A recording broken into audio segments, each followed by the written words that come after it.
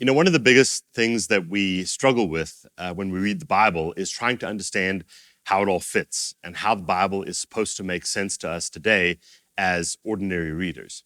And one of the things that happened in a recent course that we were teaching is there was this idea that came forth about maybe a different way to understand how the Bible actually works and how the Old Testament and the New Testament come together in perfect harmony. And so I just want to show you that today, and hopefully this will make sense and help you as you read through the Bible and do your own studies. You know, traditionally, when we think about the Bible, we think about it maybe as having a starting point and then running its course to wherever we are today. And part of this is we would call the Old Testament, and part of this is what we would call the New Testament.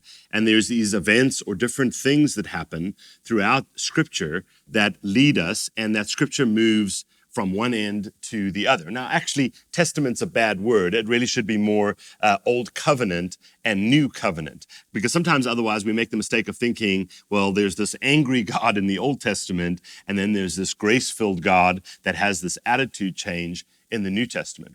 But what happened in a recent class is we thought about, okay, what if we didn't think about it this way? Maybe there's another way to think about it. Well, there was this guy, this Italian mathematician named Fibonacci, that lived really a long time ago.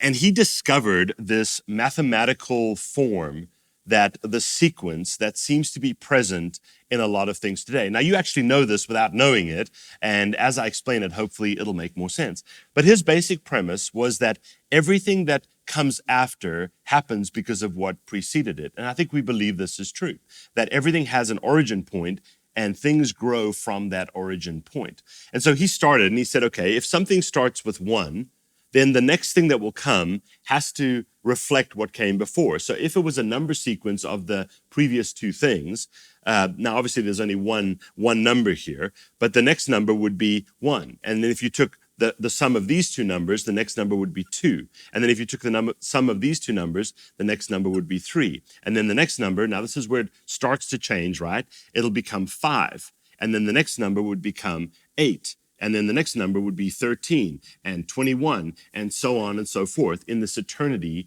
of numbers. Now, we actually kind of believe this, and we sort of see this in Scripture as well. Because if God makes Adam and then God takes Eve out of Adam, right? It's this process that takes place about what precedes. And together they have 2 sons, and then the story kind of unfolds. Now, this is not the image of Scripture. That's not why he wrote this, but it seems to track and seems to follow the same concept. Now, if you represent this maybe in a visual aid, what it looks like is it has this origin starting point, and then these circles will emerge with greater greater depth and greater distance over time. Now, we actually believe in this concept, especially if you're about to retire or if you're going to a financial planner and they talk about something called compound interest. What they're saying is the money that you put in the beginning, it doesn't seem to grow very fast, but if it's in there long enough, what you'll see is the graph, the trend will spiral upwards at some point, and those are the years that you get the greatest benefit. Now, what does this look like? Well, this probably looks like a snail shell to some of you. And if you look in nature, this sequence is, I don't want to say hidden, but if you don't know where to look for it, we know that it's there, because if you saw a snail shell or a shell that you found on the beach, it's definitely there. If you look at an image of a tropical storm, they tend to follow these same rules as well. And that makes sense, doesn't it? It starts with a small origin, and then it grows and expands. Or if you look at a fern that is growing in the forest, the way that it begins before it has completely opened. Or even a pine cone. Look at the way that the pine cone has grown. Look at the bottom of the pine cone, and it shows you this ordering and this idea in nature. And the thought was this: what if we started to see Scripture this way? Now, instead of it being this, because Scripture does build on itself, we see a lot of similar stories over and over again. But if Scripture does build on itself, it doesn't build out of nothing, but it builds out of what came before. Have you ever been on a tall building? And you're climbing the staircase at a tall building? Most people, if you are brave enough, at some point will look down between the stairs and look all the way down. And the stairs at the bottom look tiny, even though we know that they're there. What if this is the same imagery that we could potentially use to describe Scripture? That maybe it's like a staircase that builds on itself, and we're standing at a different place in the staircase. We recognize that the story began somewhere else, and we've climbed the stairs to get to where we are. There is rhythm and pattern and past in the midst of this. I think sometimes what we do in faith is that we take the elevator to the top floor, right? We just hop in, we push a button in theology, and we pop out somewhere, and we think we've got there with no context. Or we say things like, well, I can't read the Old Testament, or I'm a New Testament Christian. And that's just not true.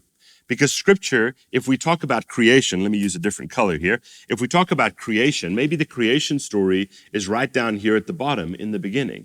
And then we have the story of Abraham over here, or the story of Noah before him. And then we have the story of, Joseph and Moses coming out of Egypt. And then we have the story at Sinai, and then we have Joshua, and then we have Judges, and then we have, the Kings in 1st and 2nd Samuel, and Kings and Chronicles, and that doesn't quite work out. And then we have the prophets, and then we have, the Gospels, and then ultimately we have Jesus, and we have the church. And wherever we find ourselves along here, we're looking down on a past. Even though we haven't climbed every step, we know that those steps are ultimately there.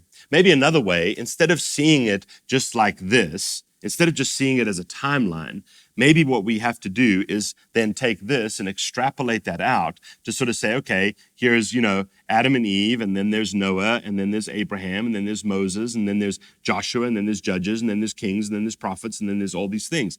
And every time we kind of make a lap with Scripture, the story kind of goes a little bit bigger and a little bit further. And that is what's actually happening. And these actually look like steps as well, that we're standing on the stories before to get to the stories where we are. Now, the funny thing about this is the more that you read Scripture, the secret to decoding Scripture or understanding Scripture is actually found in Scripture. And if you look at this pattern, what you see is there's something up here that we're trying to get to that we can't quite get to in all these things.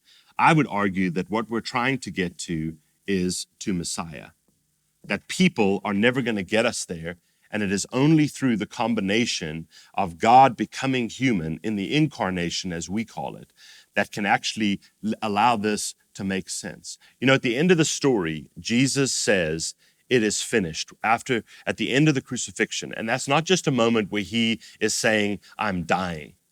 It's a moment when he's saying, all of this has come to fruition. We finally got as high as we need to get. And that's part of the reason why I think our faith is proved so true, because there are no more revelations. There are no more things that can happen. What could be bigger than God making himself known and coming to the earth and giving his life for his creation? There is no bigger story than that. And that's the crescendo that we see in Scripture. And then the church begins. And the church is fraught with problems because the church is filled with people, and we're still walking the staircase. But maybe this is just a concept, or maybe for some of us that perhaps are not as in tune with just reading or seeing something in a linear way, this sort of brings the story alive, and it brings it to us. And it allows us to look down the staircase of the past and see what God is ultimately doing. It's not that God has failed at these things, and it seems like he constantly is just giving them, well, that didn't work, and that didn't work, and that didn't work. A lot of people always ask, well, why didn't Jesus just come right after Adam and Eve sinned? Well, that would make no sense. There is this progression in Scripture that it's not actually that these things are failing, even though we know they will. It's because they're pointing us towards the idea that we can never do it, that we need a Messiah to finish the story. And hopefully that just helps us, or gives some legs to the understanding of how we can read Scripture and how we can see it. It's not a dead story. It's a story that's foundational to the faith that we have today.